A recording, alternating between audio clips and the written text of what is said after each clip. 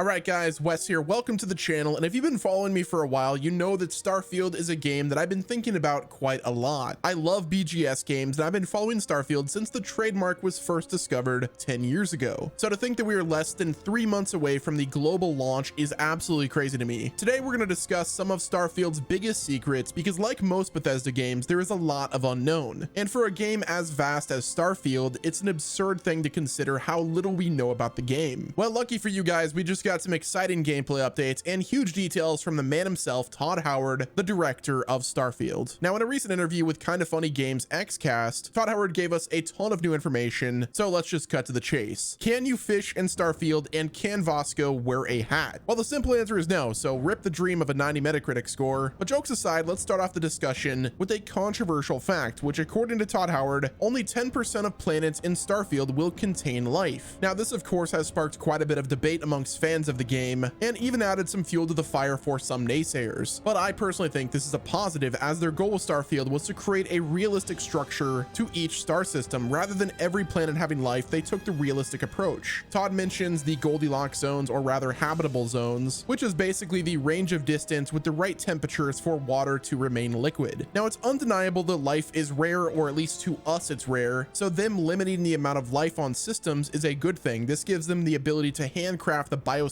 of each system or planet that can support life. Todd then went on to address the concern of having planets that are barren wastelands, which was another big criticism that people had from the trailers and the gameplay demonstration, to which he responded this, which I thought was perfect. I think it's a moment when you land on some of these barren planets, and again, we will generate certain things for you to find on them, but if you look at a planet and see the resources it has, and those might be things that you want there. And he said, I love the Buzz Aldrin quote, the magnificent desolation. I think there's a certain beauty to landing on a barren wasteland and feeling like you were the only person to ever visit this planet. So they actually considered that throughout the development process. Whenever you get to a new system or a new planet, you can actually scan it first and go to your star map and see what that planet has. So whether that's life or just barren wasteland, you know what you're getting into before you land. So it's a choice to go on planets with and without life. Now, in my opinion, 1 out of 1,000 planets having life is amazing, especially when you consider that we don't even know for a fact that there's life in our universe outside of Earth. Now, granted, it is statistically impossible that we are the only ones out there, but you can kind of see my point. I'll take 10% of 1,000 planets having life over the No Man's Sky approach of nearly every single planet containing some sort of life. I think there's a way of doing both. Now, No Man's Sky planets do have procedural generation in terms of the wildlife, but with that game having an infinite galaxy, you're almost guaranteed to come across different animals and plants that are pretty much the same. Now, whenever you land on a planet, there is a possibility of some planets only having one biome, and there's other planets that will have multiple per planet. So similar to how Minecraft stitches together the various biomes, Starfield is going to do the same thing. Also, one of my requests is a full ocean planet similar to Interstellar, and it better be named Miller to pay homage to the Miller planet from Interstellar. You know, the one with the big wave that's in the same system as Gargantua. Now, speaking of crazy stuff that's going to happen on planets, we got some confirmation that planets will have extreme weather as well as other hazardous conditions. So you will need to modify your suit before you go into the atmosphere, or else you'll get hit with, like, let's say radiation, extreme heat, stuff like that. That's not to say that you can't land on those planets, but you'll have a bad time if you try to go out and explore if you've not properly prepared. There's also going to be dust storms, I'm guessing acid rain and other stuff like that. Now, another gameplay aspect that we got confirmed by Todd Howard is whenever you land on a planet and you want to move around quicker, no, there's not going to be a rover or any mounts like that. You can't mount creatures, but they do give you a boost pack to traverse around the planets quicker. Todd said that this was a really fun thing to do. You could also fast travel to your ship, and I'm guessing other points of interest like other Bethesda games. Now, like I mentioned before, whenever you explore a new planet, you could scan the flora, the fauna, and scanning or surveying an entire planet will give you a ton of credits. And I'm also guessing whenever you get to a planet, there's going to be an NPC that will require you to scan a planet for something in particular, which will give you money and EXP. Now, this is very similar to the No Man's Sky gameplay loop. I just hope that it has more purpose. Now, I'm not saying like an NPC should always ask you to do that. I don't want it to be a Preston Garvey situation where they're like, hey, thank you for doing that, but there's a new planet that you have to scan. Go to that planet and scan it and then come back and get money. Now, on the planets that have creatures on them, there's both hostile and passive creatures. Now, some of the hostile creatures can attack and kill the passive ones. Todd Howard then said that that was a problem that the team had to try to resolve, as there was higher level hostile creatures. They were killing all the non-hostile ones, which basically killed all of the other creatures on the planet. If you've ever played Ark Survival Evolved, this is a similar concept where if there's a predator and there's another passive creature, then the predator will just go buck wild and start killing anything in its path. I actually love the fact that there's going to be predators on some planets, and I really hope that some mod developer decides to create a taming ability that allows you to tame different creatures. I would love that. So some modder, if you're listening to this, make it happen. Now moving on to companions as well as outposts and stuff. If you want to play this game solo, there's an introvert trait, so you could play without any companions. Todd then explained that you could assign companions to ships you're not using, and the game has a robust companion management system, so you can assign them to any ship or outpost, and you could also dismiss them, which I'm guessing just means shoot them in the face if they're not pivotal to the game's story. Now, one thing that we learned in the Starfield Direct was that romance options are present in the game, but we got some further clarification from Todd Howard, as they're only limited to the 4 companions in Constellation. Next up, the game has multiple robot companions. Currently, we only know about Vasco, and Todd said you could technically crew your ship with just robots, but he doesn't want to oversell that aspect, which likely means that you can have Vasco as well as the other robots that are in the game to be in your crew, but there isn't a robot for every aspect of the ship, which I kind of expected that. I'm guessing he means that if you only have Vasco and another robot, then your entire crew would just be robots. Now, from the Direct, we learned that we could dock to an enemy ship and steal the ship, but in order to make edits and call it at any time that you want, you will have to register it. From that point, you have access to call the ship whenever you want and access to the ship editor. Todd then confirmed that every ship in the game was built using the ship editor, which I think is super awesome. It just shows how robust that system is. But does that mean giant ships like the UC Vigilance were also built with the ship editor? And can we build ships at that scale? It kind of sounds like it if that's what they're saying. Todd then later explained that shipbuilding was an in-game activity. He said you can't jump into the game and immediately start building and upgrading a ship to your liking, as it will cost a lot of credits and skills to upgrade and customize. Now, the host of Kinda Funny's Xcast asked the question if the game will have radios, citing that one of his favorite things about Fallout is the different radios that are in the game. Todd then confirmed that the game does have a radio, but it's local to one location. My guess is that's the Anything Goes place of Neon, but it could also be New Atlantis. It's hard to say. Now, as we learned from the Direct, as well as all the leaks back in 2018, you could build your own outpost in Starfield. This was an option in Fallout 4 that wasn't really nearly that in-depth, but they took that concept and started building upon it. Todd Howard said that outposts are a deep system. Outposts require resources, character skills to build a big outpost, but you can also connect an outpost between planets with your ships and your crews. Todd Howard said that this system is not meant for early game either. Now, in an outpost, you can set up an auto resource mining and farming setup. This will grant you passive resources for gathering materials and other things that the planet has to offer. You could set up trade routes to sell the resources. So outposts really are an economy generator. Next up, Todd Howard gave us an update regarding the game's performance and the technical aspects. He said he was super happy with the Creation Engine 2, and he gave a shout out to all of the engineers, as it took them a really long time to make this engine. He said that they really pushed the boundaries in terms of the tech. He talked about systems not shown with volumetric fog, which interacts with the global illumination lighting, which I think really does show. The game looks amazing compared to what it looked like last year and even earlier screenshots than that, so I can't wait to see how it looks on my PC. Now, another small note and a correction for my last Starfield video. Todd Howard confirmed that id Tech Software assisted BGS with their implementation of graphics. He then said that Creation Engine 2 has a ton of new tech for physics and gravity changes that they were able to lean in on. As we saw from the trailers, the gravity can be toggled on and off at a moment's notice, which adds a new dynamic to the gameplay. Todd then gave a massive props to the team at Digital Foundry for their coverage and explanation on why Starfield is only going to be 30 FPS on console, which, if you guys didn't know, they basically summed it up by saying Starfield will have a CPU bottleneck. Object localization and real-time simulation is a big hog to the CPU, which is why they had to lock it. And it's not a situation of just lowering the resolution equals more frames, mainly because it's a CPU bottleneck. And Todd reconfirmed that they're focused on making the game feel great, so I look forward to playing it on Series X. And like I said in my last video, I've never played a console BGS game above 30. Granted, I have played BGS games above 30 on my PC, which I plan to do for this game. Now, as you guys know, a game like Starfield has a ton of secrets, but there is one major secret that we have to discuss. The question was posed to Todd Howard during the Xcast interview, and that was, will Starfield have black holes, to which he immediately declined to answer. I'll be going over some story discussions in here that could contain spoilers. I might be guessing the right way, so skip to the next chapter if you don't want to hear about any potential story spoilers. Now, if you watched my previous video, you know I talked about the artifacts being used as a sort of wormhole that could have been created by the advanced intelligent life. When I think about Starfield having black holes, we first have to consider the inspiration of Starfield's galaxy, which is similar in nature to ours, and the closest black hole to Earth is approximately 1600 light years away. With Starfield's galaxy called the Settle Systems only spanning 50 light years, universe. The only way for Starfield to have a black hole if there is one in the settled systems, or if we're able to travel over 1600 light years away to the closest black hole. Now, if you're not aware, our job at Constellation is to uncover the mysteries of the galaxy, and one of those mysteries is finding intelligent life. Well, if that theory is correct, the artifact, when completed, turns into a wormhole, or rather just a portal created by some sort of advanced intelligent life. That means we could technically travel over 1600 light years away and see Gargantua, or just a black hole. My theory is Todd is intentionally dismissing the question because it is central to the plot of Starfield. The fact that they already announced a story expansion called Shattered Space tells me that when we find the missing pieces of the artifact and put them together, that will lead us to find intelligent life, which will shatter how we think about the universe. Now, I could be way off here, but I have a feeling that that's one of the reasons why they called it Shattered Space, because I think the first expansion has to do with aliens, but I'm curious to hear what kind of theories you have to where the story might take us in Starfield. So drop those in the comment section. The next thing that I want to talk about is the fact that Starfield is going to be a modder's paradise. Now, those aren't my words, by the way. That's coming directly from the horse's mouth himself, Todd Howard. One of my favorite aspects of Bethesda Game Studios video games is their support towards the modding community. Unlike other publishers and developers that react negatively to modding, hey, I'm looking at you, Nintendo, it's reassuring to know that Starfield will have the same support for mods as the previous titles. That will also mean that Starfield will likely get Creation Club support. Now, there's no word on whether or not that support will be at launch, but I assume it will be, seeing as Todd said that they will be involved supporting mods. It's hard to say if they will jump out of the gate with paid mods at launch, but with the potential smear campaign that could follow, it might be better off to hold off the Creation Club integration until a bit after the game's released. But only time will tell. Either way, I can't wait to see all of the wild mods this game will provide, because I anticipate there will be some new planets and systems created by modders, which is practically an infinite amount of content we could look forward to. The last thing that I want to talk briefly about is straight out of the Microsoft versus FTC hearing, and that is, according to Phil Spencer, Starfield had early discussions of being a console exclusive to PS5. Phil Spencer said with Deathloop and Ghostwire Tokyo starting off as exclusive to PlayStation 5, in order to prevent Sony from buying exclusivity, they decided to just buy the entire company. Talk about a Bruce Wayne move. Now, I don't want this to turn into a console preference discussion, but there is a real possibility that if Microsoft didn't purchase Bethesda, or ZeniMax rather, that Starfield could have been exclusive to the PlayStation 5 and skipped the Xbox ecosystem and even the PC entirely. So as a massive fan of modding and BGS games on the PC, I am personally relieved. But yeah, guys, that's gonna wrap it up with this video. Let me know what your thoughts are in the comment section. If you've enjoyed my coverage on Starfield, be sure to leave a like and subscribe to the channel with your notifications turned on. Also, at 120k subscribers, I'll be picking the winner for the PS5 giveaway. We're about 700 subscribers away from that, so if you'd like to enter, check the pinned comment for those details. Thanks again for watching. This has been Wes, and I'll talk to you guys in the next video.